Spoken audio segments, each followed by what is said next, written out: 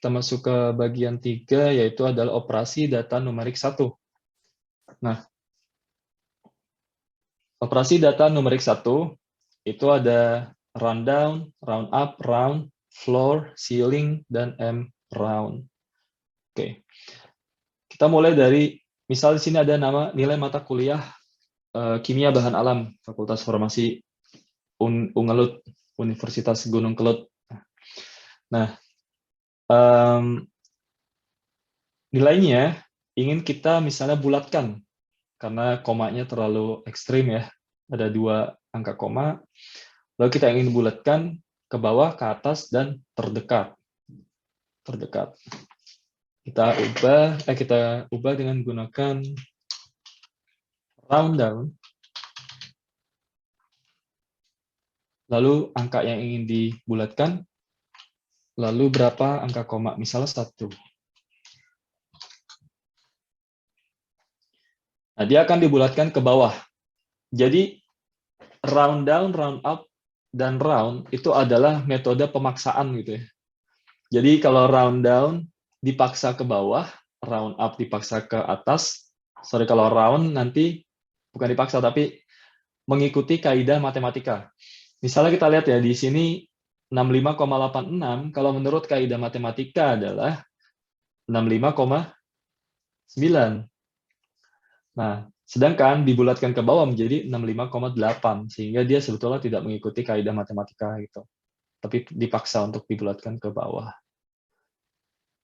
Ini kita lanjutkan, lalu sekarang kita paksa bulat ke atas, number, lalu 1. Nah, sekarang dia 65,9. Tapi yang bawah, nah 77,94 ini dibulatkannya menjadi 78. Padahal kan 77,94 belum masuk ke 78 ya, belum lebih dari 95. Sehingga dia dipaksa ke atas. Nah, untuk pembulatan terdekat, kita gunakan ini yang sesuai kaidah saja. Jadi round biasa. 1. Nah, sekarang dia sudah benar. Nggak ada yang benar sih, tapi sudah sesuai dengan kaidah gitu. Karena kadang-kadang pembulatan ini sesuai dengan kebutuhan. Oke, sekarang ini adalah angka yang bisa kita bulatkan menjadi desimal, pembulatan desimal. Sekarang gini, bayangkan sebuah apotek misalnya, dia ingin melakukan pengadaan bahan atau peralatan item di dalam apoteknya dengan jumlah stok yang dibutuhkan tertera, tetapi misalnya toko itu hanya menerima pesanan yang berbentuk pembulatan.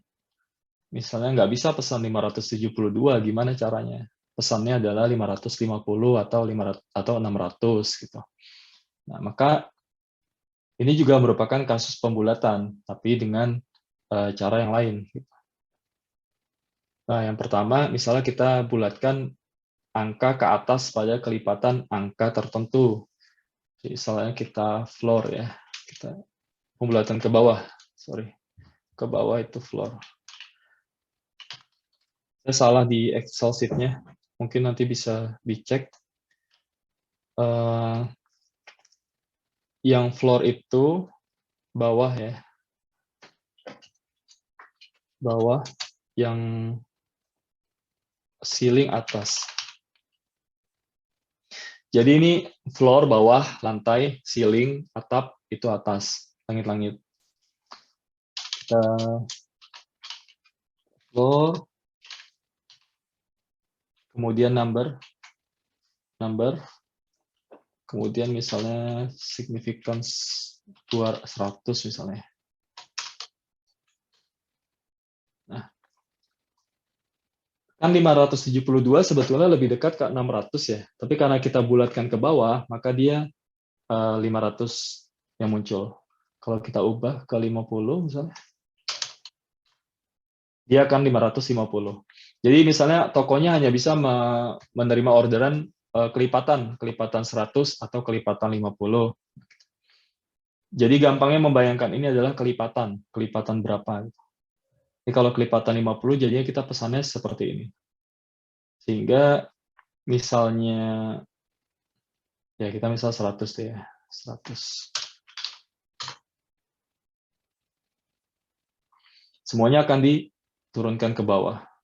Nah sekarang kita juga bisa nih ngopi formula, kita tandai, kemudian kita copy, kemudian kita ketik escape, lalu kita balik ke sini, klik 2 kali, kita paste.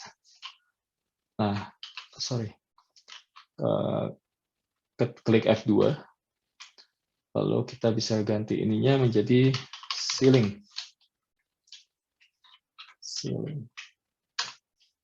Nah, ceiling dibulatkan ke atas. Sekarang kita kalau ingin nyari 572 ya harus belinya 600 gitu. Bahkan ketika kita butuhnya hanya 102 yang sedikit ini, kita harusnya beli 200 gitu. Selisihnya banyak, 98. Lalu untuk pembulatan terdekat, mround terdekat dengan kelipatan numbernya ini. Nah, ini dia akan melakukan upaya logis. Jadi kalau 572 ya karena memang sudah dekat dengan 600, pesannya 600. Kalau 102 karena masih dia dekat dengan 100, pesannya 100 saja gitu. Nggak perlu berlebihan.